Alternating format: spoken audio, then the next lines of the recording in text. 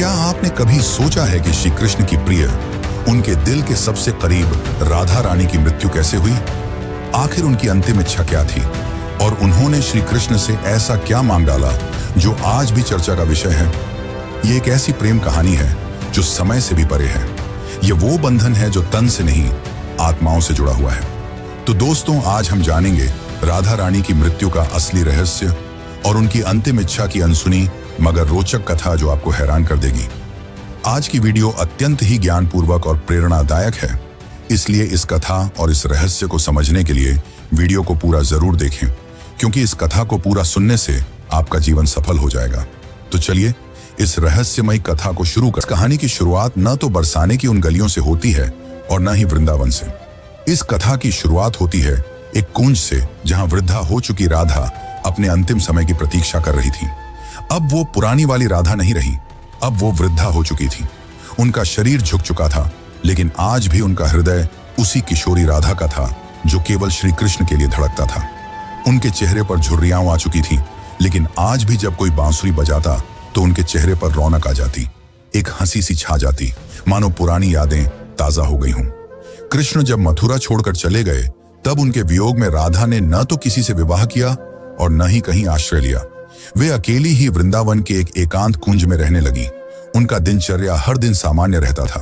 वे सूर्योदय के साथ उठती और यमुना के तट पर जाकर जल अर्पण करती, जिसके पश्चात वे वापस कुटिया में लौट जाती और दिन भर श्री कृष्ण के आने का इंतजार करती, मानो उन्हें पूरा विश्वास हो कि श्री कृष्ण एक दिन उनसे मिलने जरूर आएंगे। गांव वाले राधा को साध्वी समझते थे। उन्हें उनके बारे में कुछ नहीं पता था। वे नहीं जानते थे कि वह कौन है और कहां से आई हैं, पर सभी को यह बात पता थी कि वह जो भी हो, वह अपना सब कुछ केवल और केवल श्री कृष्ण को मानती है। एक दिन राधा अपने दैनिक दिनचर्या के तहत यमुना के तट पर जल अर्पण कर रही थी। तभी उन्होंने अचानक आसमान की ओर देखा। हवा में सन्नाटा सा छा गया और उनके हृदय में एक कंपकंपी सी दौड़ गई, मानो पूरा ब्रह्मांड उन्हें कुछ कहना चाह रहा हो। और उसी दिन शाम को वे अपनी कुटिया के बाहर तुलसी के पौधे के पास बैठ गई और उन्हें प्रणाम करते हुए कहा कि अब मेरे जाने का समय आ गया है, पर मैं यूं ही नहीं जाऊंगी। मैं तब तक नहीं जाऊंगी जब तक स्वयं श्री कृष्ण मुझे विदा न कर दें। राधा ने कहा कि मैं अपना देह तभी त्यागूंगी जब श्री कृष्ण अपने साक्षात रूप में मेरे सामने आएंगे और प्रेम से मेरा नाम पुकारेंगे, राधे। उनकी यह इच्छा सुनकर गांव वाले चौंक गए और सोच में पड़ गए कि आखिर इतने बड़े राजा इस वृद्ध महिला से मिलने क्यों आएंगे। पर किसी ने भी राधा की भक्ति पर संदेह नहीं किया, क्योंकि उन्होंने जीवन भर सिर्फ प्रेम की परिभाषा को जिया था।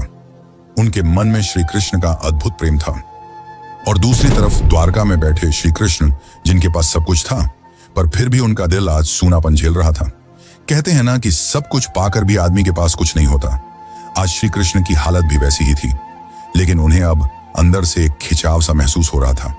उन्होंने अपनी आंखें बंद की और राधा की पुकार उनके कानों में गूंज पड़ी। इस पल श्री कृष्ण की आंखों में आंसू थे, पर हृदय में सुकून।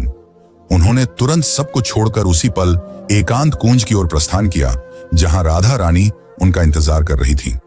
जब श्री कृष्ण वहां पहुंचे तो राधा कुटिया के बाहर तुलसी के पेड़ के पास बैठी हुई थी। उनकी आंखें बंद थीं और वे ध्यान में लीन थीं।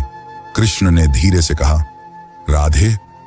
यह शब्द सुनकर राधा की आंखें खुली और उनके चेहरे पर एक चमक छा गई। उनकी आंखों में वह प्रेम था जो न कहा जा सकता था और न ही छुपाया जा सकता था। राधा मुस्कुराई और श्री कृष्ण से कहा, प्रभु, अब मेरे जाने का समय आ गया है। अब मेरी आत्मा केवल विश्राम चाहती है। यह सुनकर श्री कृष्ण ने राधा का हाथ थाम लिया। अब राधा की सांसें धीरे धीरे धीमी होने लगीं और उन्होंने वहीं तुलसी के पेड़ के नीचे अपने प्राण त्याग दिए। किंतु यह अंत नहीं था। इसी पल वह रहस्य ने जन्म लिया जिसे सुनकर आप चौंक जाएंगे। राधा की आत्मा को तो मोक्ष मिल गया, पर उनके आखिरी शब्द अब भी श्री कृष्ण के कानों में गूंज रहे थे। राधा ने अपने अंतिम पलों में कहा था, प्रभु, जब इस धरती से प्रेम का अर्थ मिटने लगेगा, तब मैं फिर लौटूंगी। मुझे फिर जन्म लेना होगा, क्योंकि प्रेम जीवन का प्रमुख हिस्सा है और उसे मिटने नहीं दिया जा सकता। जहां राधा ने अपनी देह त्यागी थी, वहां एक नया पौधा उगाया जो तुलसी से भी अधिक उज्जवल था, मानो कोई स्वर्गीय पौधा हो। गांव के लोग उसे राधा वृक्ष के नाम से पुकारने लगे और वहां पूजा पाठ करने लगे। पर किसी को नहीं पता था कि उस पौधे के नीचे एक रहस्य पल रहा था। वह रहस्य था राधा के पुनर्जन्म का, जो आपको चकित कर देगा। कई युग बीतने के बाद जब प्रेम का मूल्य घटने लगा और लोग सिर्फ वासना में डूबने लगे, तब बरसाने से कुछ दूर एक साधारण किसान के घर में एक कन्या का जन्म हुआ। उसका नाम ललिता रखा गया। पर यह कोई साधारण कन्या नहीं थी। वह बिना किसी के सिखाए ही बांसुरी की मधुर धुन बजा लेती थी। उसकी बांसुरी की आवाज सुनते ही पेड़ों के पत्ते हिलने लगते और पक्षी झूम उठते। गांव के लोग कहने लगे कि यह कोई साधारण लड़की नहीं, बल्कि किसी देवी का अवतार है। वे कहते कि इसे देखकर राधा की याद आ जाती है। ललिता जब 7 साल की हुई तो एक दिन वह यमुना के किनारे बैठी थी। उसी वक्त एक संत वहां से गुजरे। उन्होंने ललिता को देखा और जब उसकी आंखों में झांका तो वे मंत्रमुग्ध हो गए। उन्होंने कहा, वही आंखें, वही चंचल मुस्कान, राधा तुम लौट आई। ललिता को अक्सर सपने में एक सुंदर श्याम वर्ण पुरुष दिखाई देता, जो कोई और नहीं बल्कि श्री कृष्ण ही थे। वे कुछ नहीं बोलते, बस बांसुरी बजाते रहते। उस बांसुरी की धुन ललिता के दिल को छू जाती। एक दिन ललिता ने अपनी माँ से पूछा, माँ ये प्रेम क्या होता है? माँ ने जवाब दिया, तू अभी बच्ची है, तुझे प्रेम का क्या पता। ललिता चुप हो गई, लेकिन उसकी आंखों में एक पुराना दर्द था, मानो उसने यह सवाल पहले भी किसी और जन्म में पूछा हो। जब ललिता 13 साल की हो गई तो एक दिन वह यमुना तट के पास बैठकर बांसुरी बजा रही थी कि तभी अचानक उसकी बांसुरी से अलग धुन निकलने लगी। वही धुन जो श्री कृष्ण उनके सपनों में आकर बजाया करते थे। अचानक वहां की जमीन थोड़ी सी फटी और एक मूर्ति सी दिखाई दी। ललिता ने उस मूर्ति को निकाला। वह मूर्ति एक स्त्री की थी जिसने बांसुरी पकड़ी हुई थी। जैसे ही ललिता ने उस मूर्ति को अपने हाथ में उठाया, उस मूर्ति से एक दिव्य आवाज निकली जिसने कहा, तुम लौट आई राधे। ललिता चौंक गई। आखिर यह कौन थी और क्यों उसका नाम राधे पुकारा जा रहा था? तो चलिए जानते अब आगे की कथा, जो और भी रोमांचक और रहस्यमयी है। लेकिन उससे पहले अगर वीडियो अच्छी लग रही हो तो इसे लाइक करके कमेंट में राधे कृष्ण जरूर लिखें। उस दिन के बाद ललिता का व्यवहार बदलता जा रहा था। अब वह गहराइयों में सोचने लगी थी। वो जानना चाहती थी कि वह कौन है और उसका जन्म क्यों हुआ है। आखिर क्यों उसे प्रेम और कृष्ण जैसे शब्द इतना आकर्षित करते हैं। उसी दौरान एक संत हिमालय से कई वर्षों की तपस्या कर बरसाने लौट रहे थे। जब उन्होंने ललिता को देखा तो वे स्तंभ रह गए। वह बोले, युगों पहले मैंने यही आंखें राधा की देखी थी। कन्या, तुम इस युग की नहीं हो। तुम्हारा जन्म किसी उद्देश्य से हुआ है। ललिता ने पूछा, कौन सा उद्देश्य? तब उस तपस्वी संत ने अपनी आंखें बंद कर जवाब दिया, अभी के युग में प्रेम केवल एक शब्द बनकर रह गया है। तुम्हें उसे फिर से जीवन बनाना है। अब बरसाने की गलियों में एक नई कथा जन्म लेने वाली थी। दरअसल यह कथा नई नहीं बल्कि पुरानी थी, राधा के पुनर्जन्म की कथा। अब ललिता किशोर अवस्था में पहुंच चुकी थी। अब उनके मन में विचित्र सी बेचैनी थी, मानो कोई उन्हें पुकार रहा हो। रातों में ललिता यमुना के तट पर अकेले बैठती और उस अज्ञात पुरुष की कल्पना करती जो उन्हें सपनों में दिखाई दिया करते थे। एक दिन ललिता ने अपनी मां से पूछा, मां क्या प्रेम बिना कहे भी हो सकता है? तब उनकी मां ने जवाब दिया, बेटी सच्चा प्रेम तो वही होता है जो कुछ कहे बिना ही हो जाए। पर ललिता तो कुछ और ही सोच रही थी। उसका हृदय उस व्यक्ति के लिए धड़क रहा था जिससे वो कभी मिली भी नहीं थी। एक दिन उस स्वामी ने ललिता को अपने आश्रम में बुलाया और कहा, राधे अब समय आ गया है। कृष्ण इस युग में जन्म ले चुके हैं, पर इस युग में उन्होंने एक ब्राह्मण के रूप में जन्म लिया है और तुम्हें उन्हें ढूंढना पड़ेगा। यह सुनकर ललिता खुशी के मारे झूमने लगी, क्योंकि जिस पल का उसे इंतजार था वो आने वाला था। पर एक समस्या थी, ललिता श्री कृष्ण को पहचानेंगी कैसे? तब उस संत ने कहा, जब वे तुम्हारे सामने आएंगे तो तुम खुद ही उसे पहचान लोगी। पर ध्यान रखना, इस बार परीक्षा और भी ज्यादा कठिन होगी, क्योंकि अब युग बदल चुका है। अब तुम्हारा प्रेम व्यक्तिगत नहीं रहा, बल्कि अब तुम्हें लोगों और समाज का सामना करते हुए पूरे संसार को प्रेम का अर्थ समझाना होगा। अब श्री कृष्ण पुनर्जन्म ले चुके थे और एक नव युवक साधु के रूप में थे, जिनका नाम अनंतानंद था, जो लोगों को उपदेश दिया करते थे। पर कोई नहीं जानता था कि असल में अनंतानंद हैं कौन। वे जब प्रवचन देते तो प्रेम की ऐसी वाणी बोलते कि लोग रो पड़ते थे। वे कहते थे, प्रेम केवल शरीर का नहीं बल्कि आत्मा का संबंध है। प्रेम का अर्थ ही है त्याग और समर्पण। पर अंदर से वे भी अधूरा सा महसूस करते थे। वे भी हर रात यमुना के तट पर जाकर बैठ जाते और उस अज्ञात स्त्री के स्वप्न में खो जाते।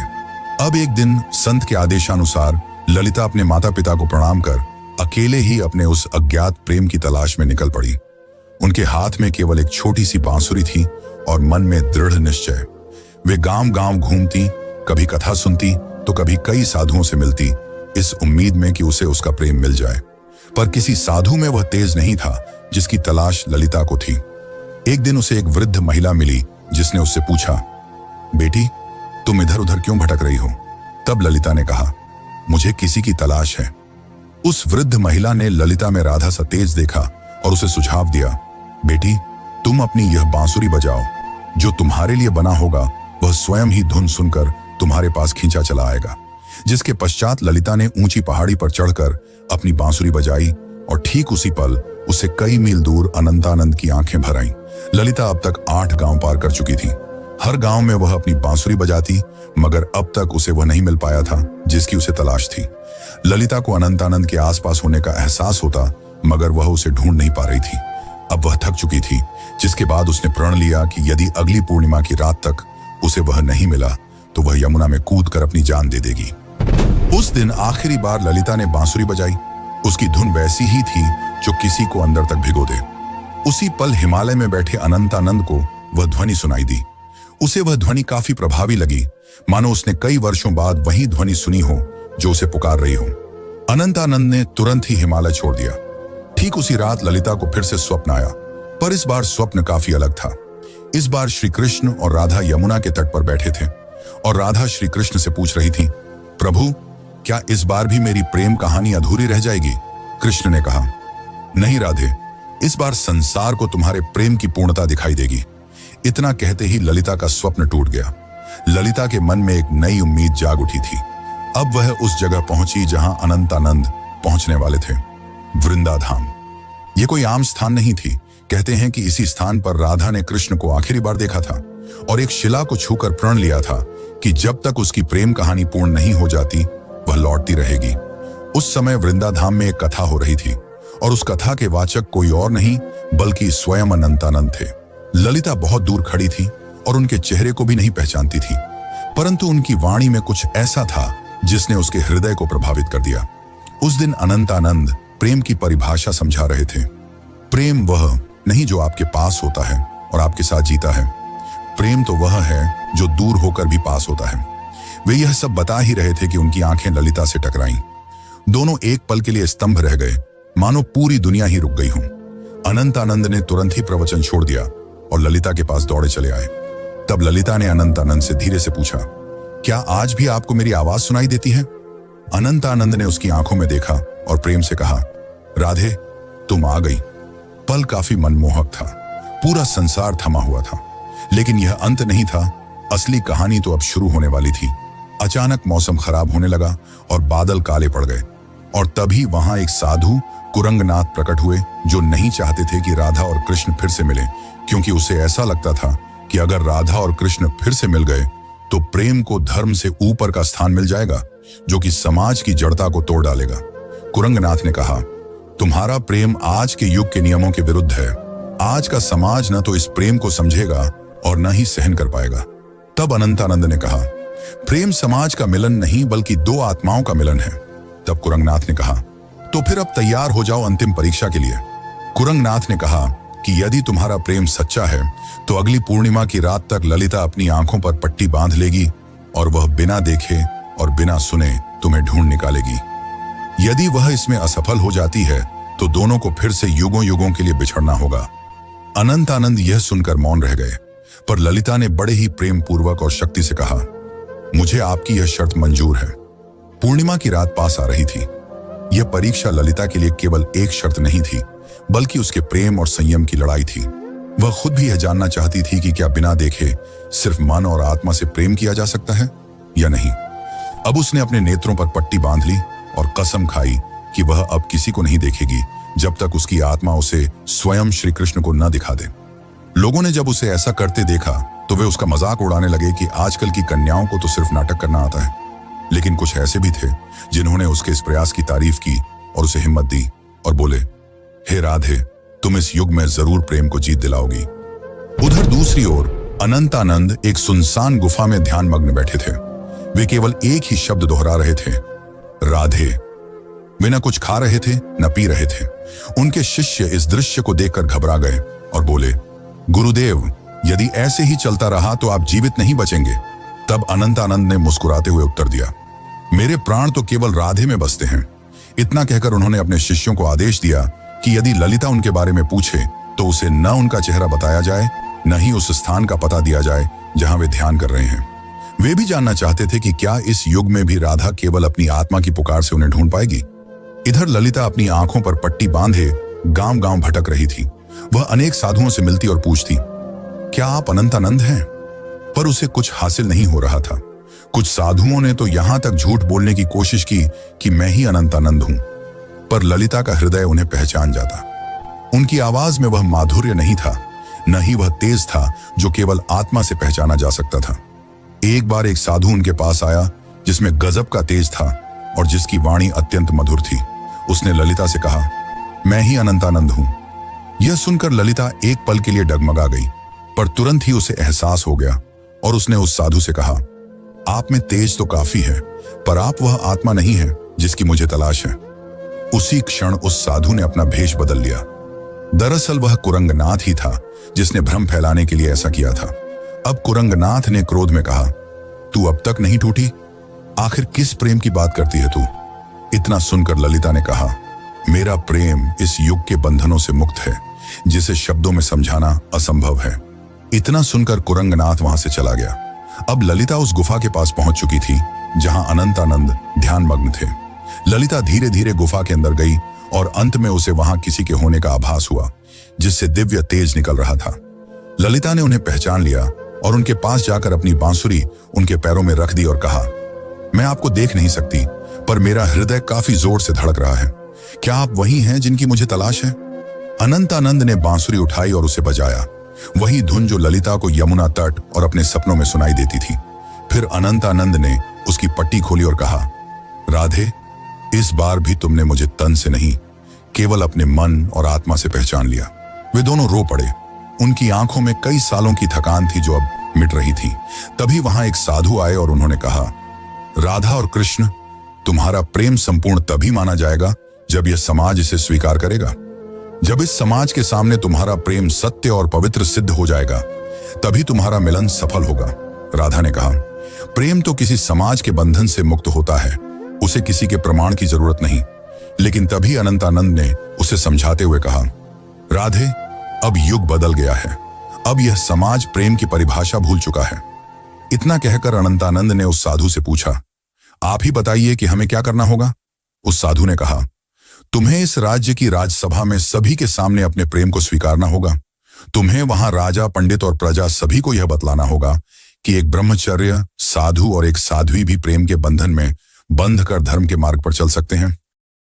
अगले दिन वे दोनों राजसभा में उपस्थित हुए। राजा ने कहा, हम यह क्या सुन रहे हैं कि एक साधु ने ब्रह्मचर्य को तोड़ा है? इतना सुनकर अनंतानंद ने उत्तर दिया, महाराज, मैंने कोई नियम नहीं तोड़ा, मैंने तो केवल अपने प्रेम को अपनाया है। तब अनंतानंद ने प्रेम को समझाते हुए कहा, प्रेम कोई काम वासना नहीं है, प्रेम तो आत्मा का मिलन है। जब आज से कई युग पहले राधा और कृष्ण ने प्रेम किया था, तब भी समाज ने यही कहा था, और जब वे जीवन भर समाज के कारण एक दूसरे से अलग रहे, फिर भी समाज चुप रहा। इतना कहते ही ललिता भी आगे बढ़कर बोली, मैंने केवल इन्हें तन से नहीं चाहा, बल्कि मन से भी चाहा है, और अपने प्रेम को साबित करने के लिए मैंने कड़ी परीक्षा भी दी है। और इसी दौरान ललिता ने कुरंगनाथ की वह कठिन परीक्षा के बारे में सबको बताया। इतना सुनकर राजा और सभा मौन रह गए। को राजा के फैसले का इंतजार था। राजा ने कहा, जब मैं छोटा था तब मेरी माँ मुझे राधा और कृष्ण की अमर प्रेम कहानी सुनाया करती थी, और जब मैं उनसे पूछता कि आखिर उन्होंने विवाह क्यों नहीं किया, तो मेरी माता चुप रह जाती। आज जाकर मुझे यह बात समझ में आ रही है कि विवाह तो समाज का नियम है, पर प्रेम आत्मा का। इसीलिए मैं इस प्रेम को स्वीकार करता हूं। तब से प्रेम की एक नई परिभाषा लिखी गई